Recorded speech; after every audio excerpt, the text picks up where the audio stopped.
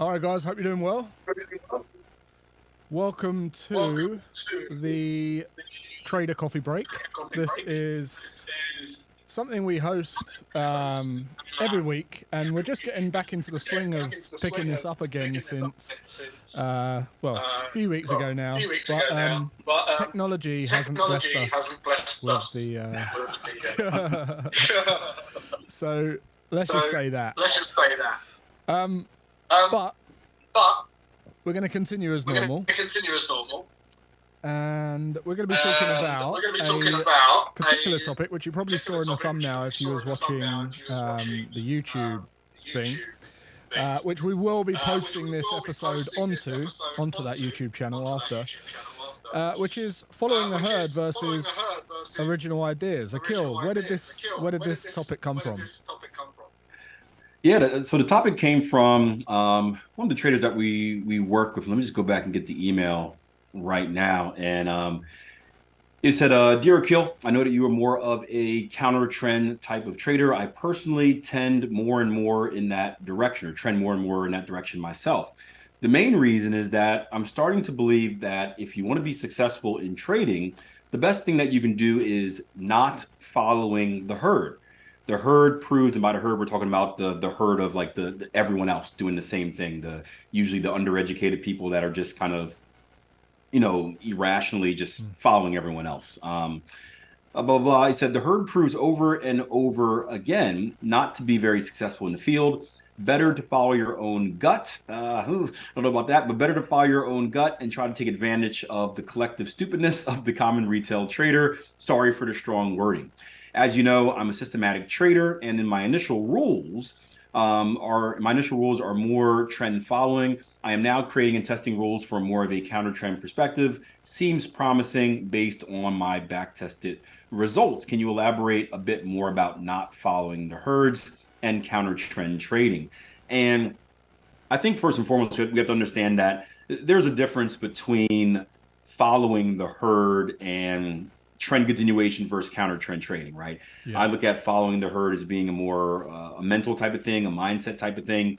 Counter trend trading, trend continuation trading, pattern trading, consolidation trading, whatever you have, those are more techniques.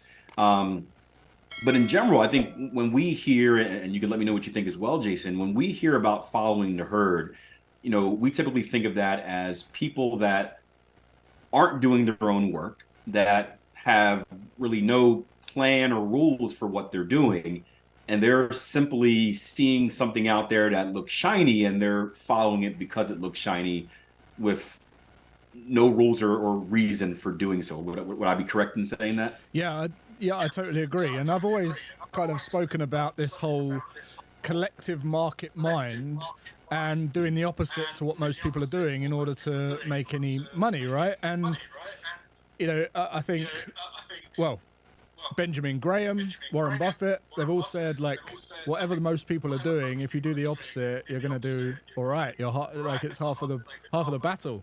So there's two sides to it. There's following the herd in your own trading, which won't really pan out very well for you because you don't have a unique edge. Whereas what you're actually trading, you don't want to be following the herd either. Yes, you want to catch the moves off the back of what most people are doing, but you need to be doing something slightly different to catch that move and profit from that move. Because if the herd were winners, everyone would be rich. Everyone would be like very, very wealthy. Everyone would be doing okay. But that's not true. The truth is, and this isn't my opinion or Akil's opinion, this is like statistics, this is facts, that the minority control the majority of the world's power and wealth.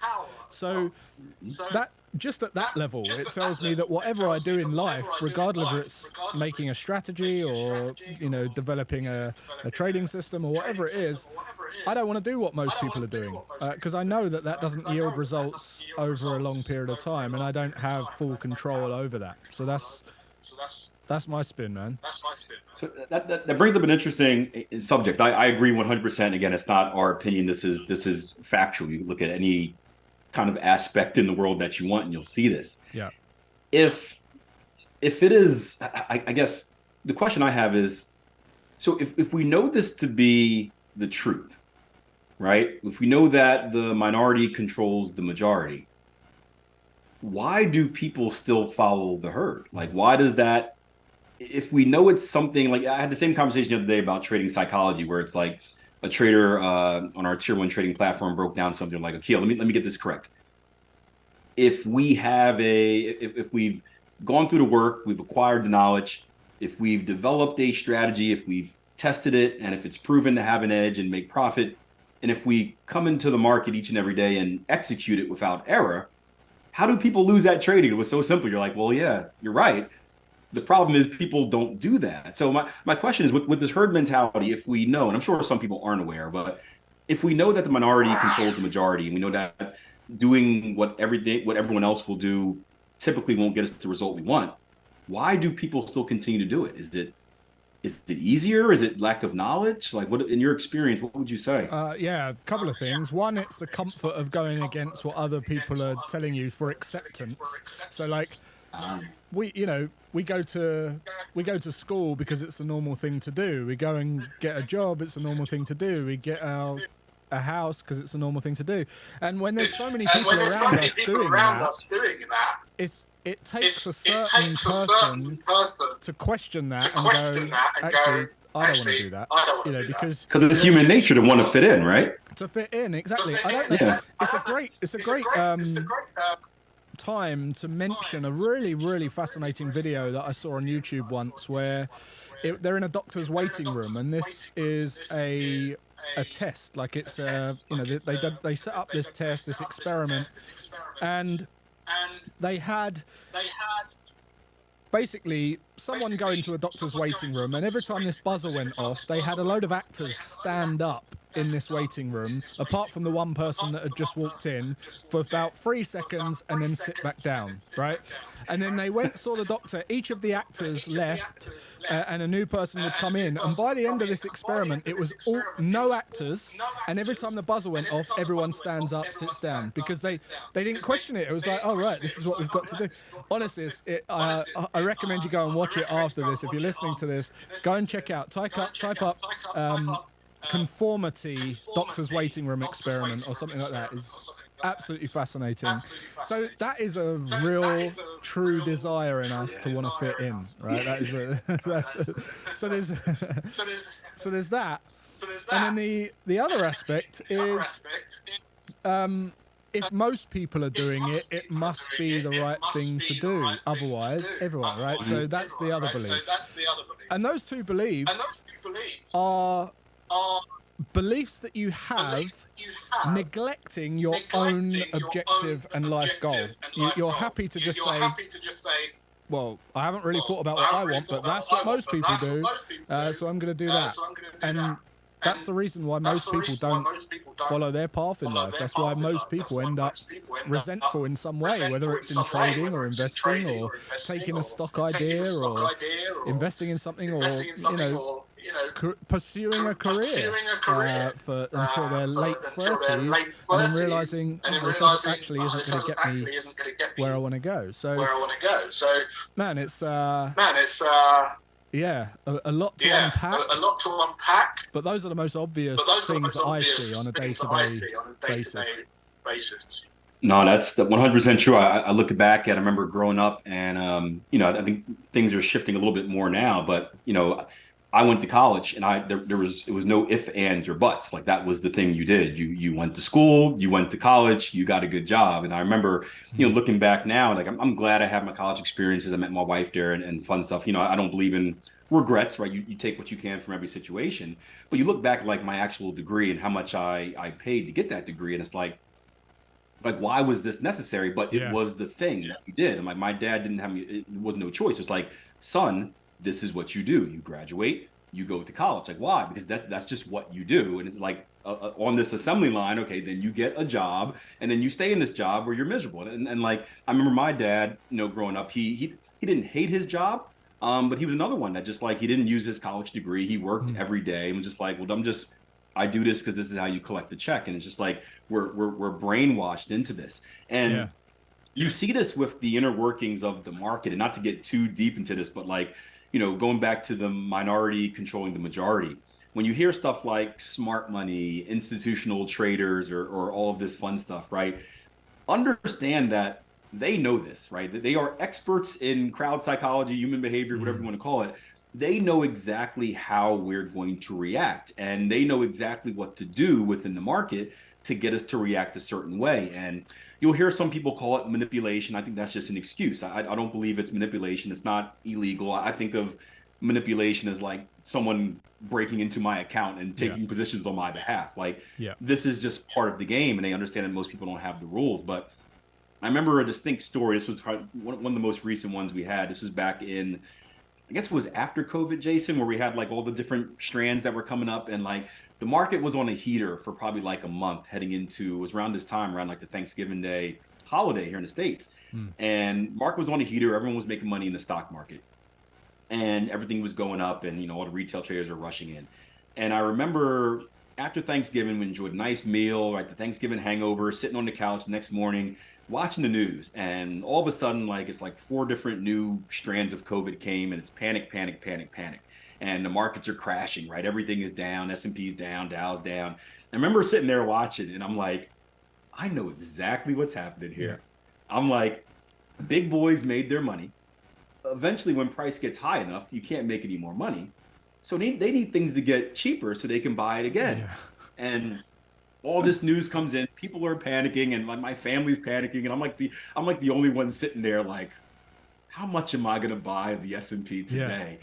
And they know exactly what they're doing. They know you put out an event, and at this particular point in time, it happened to be a COVID strand because that was the big topic. The market is going to panic. People are going to get scared. People are going to take their money out. Markets are going to tank. And then what it's going to do is it's going to make price cheaper. And then next week, they're going to be like, oh, no, the strand was nothing. And everything's going to go back up. And guess who bought on the dip, right? And it's understanding that we don't want to be those people, that we want to be the people that can see that ahead of it. And we can't control it, but we can recognize, like, hey, when things are dipping, like, these are good places to buy. These are good investment opportunities. And we also want to be those people where things are rallying up and it's all over the news. The markets are the highest they've ever been. That's when we need to take a step back and be like, well, wait a minute.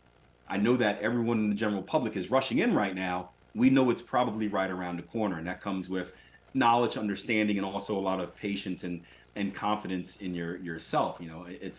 It's once you understand the game, you can play the game like the big boys, and that is going against the grain or being, I guess, not following the herd, where everyone else is standing up and we're sitting down and waiting. Absolutely. And the thing is this, right? It's easier to develop your own system or create your own unique edge than it is to follow everyone else. And I'll tell you why, because everyone else has got lots of other different opinions as well. So when you look at the market, this is why I don't get why people say that they're going to trade off of the news and things like that, because what you're trying to do is guess what people are going to think. And there is someone with an opposing opinion to you and to them and to your next door neighbor. Everyone's got a different opinion. And although fundamentally the fear is driven the same way, they're running in different directions, and it's very difficult to, like, it is literally like trying to herd sheep running all over the place. Right?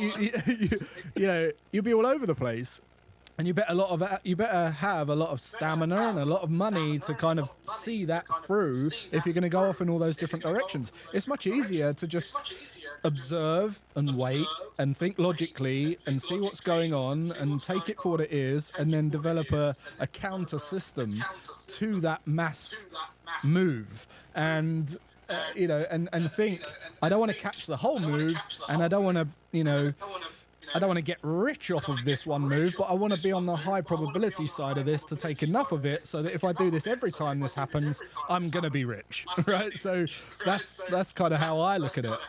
And the other thing, like you mentioned manipulation, man, if you think when we get to this time of year, right, yes, there's a lot of institutional traders need to pull out their best moves to get their bonuses and things like that, right? They are doing all sorts of stuff in the market that it just doesn't represent true life. I've seen announcements that say we're printing the dollar and the value of the dollar goes up, and it's like, what the hell's going on? You know, it's like, you know, you can't you can't get your head around that. You can't justify that. So don't worry about it, right? And then the other thing is, if you think traders and bankers are manipulators, like, look at the media, look at what sells, look at what's going on around COVID, and look at what's going on around the wars and all this kind of stuff. And if you speak to most people, they will talk to you about something negative in the news rather than something positive, because that's what sells. So going back to the point of this entire conversation, if you go and look at every newspaper on the shelf today, and every headline, it will be all negative news. And that is not because the newspaper company decided we're just going to print negative news. It was demanded by us. We buy negative news. Otherwise, they would just print positive news if that sold better, right? But it doesn't. It sells negative. Negative sells. So if negative sells, they're going to manipulate as many sales out of that as possible by focusing on and making up stories on whatever negative news they can find. So when you know that the humans are more fearful than greedy, in other words, they're more driven by fear than they are by opportunities, all you're going to see is manipulation of negativity. So that is throughout the news, banks, trading, investing, the markets, people selling you things and opportunities, all that kind of stuff, right? So going back to the point, you have to have your own objective, your own bird's eye view. You have to know why you're doing certain things and why other people are doing certain things, and then counter that. Do the opposite to what most people are scared of, right? So, man, we could talk about this stuff for a week, you know, I'm sure. But yeah, it's like you said, it's you just got to be your own person, be independent. I can't tell you how many I hate this type of stuff. You know, people know, like, I'm a trader, investor, whatever like that, and they always want to have these, you know, they always want to get me in the corner and have these conversations. And every time it's about the same thing, where it's like you said, they read about some fear-based thing in the newspaper, like, oh my gosh, like, how's this going to affect the market? How do you do this? How did you handle that? How did you handle that? And like, my answer is always like, I don't really care. Like, I do not, and I hate it because it makes me sound like an a-hole, and it's like, you know, but I'm like, if you understood what I understand, like, I don't care. Like, I know what it is. Like, this noise doesn't bother us. Like, we're focused, like, we know our thing, we know what to look for. And when that happens, right, we lock in on it, and we can't be obsessed with going left or right or all this other places. And that's what these people that corner me, they're doing. They read one thing one week, and then, like, they have this kind of, I heard I got to buy this. I heard I got to buy that. The next week, something else comes out. I heard I got to sell that, and they're all over the place, and they're, like I said, they're scrambling, and they end up nowhere.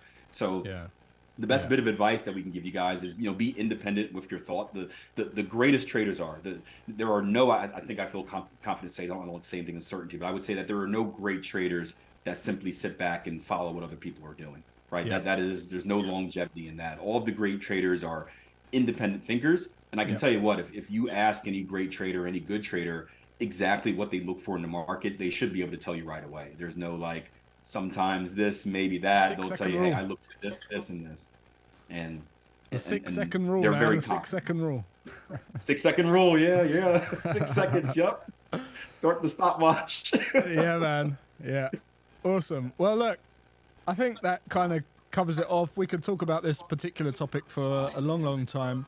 But I think that's a good place to wrap up. I will just say a couple of more things. If you were part of our Cyber Trader rerun this week, the deadline for that is tomorrow. So it all closes down. The recordings go down tomorrow. We've had so much great feedback about that whole event. So I appreciate everyone that went. I just got one. Awesome. One just came through right now, Jason. Hey, Akil, Jason, I've been a member of Tier 1 for a month now. Very happy with my choice. The modules are very well explained, very clearly. They're enjoying themselves. It's so many of that. Yeah. We were talking before the show about that, man. It's so refreshing to kind of get a chance to influence so many new minds, man. And man, it's good. It's good. And the live rooms have been really, really packed with great people. Lots of great conversation every day. So get in, like you can find the details to that in this description. You can go to my bio. And just last of all, I just want to say, not to end it on a bit of a downer, but Charlie Munger, hero in the investing world, died yesterday, 99 years old, but he's definitely been a big influence on me and my life and my teachings as well. So he's got a true legacy that lives on through me. Hopefully I've kind of done some of that justice. But yeah, what a legend. And celebration to Charlie Munger, because he's an amazing dude. That's it. Guys, tune in. Hopefully next week we'll get this streaming on YouTube, because I need to figure out what the hell's going on there. But if you've enjoyed this, let us know in the comments, and we will catch you next time. Take care. Thanks for joining us for the Trader Coffee Break. Be sure to like this video, subscribe to the channel if you haven't already, and don't forget to hit the notification bell to never miss a live discussion. Follow our hosts on social media, and remember, do nothing to gain perspective on everything. See you next week.